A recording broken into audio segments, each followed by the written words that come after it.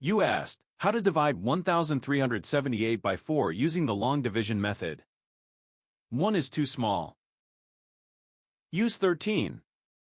13 divided by 4 equals 3.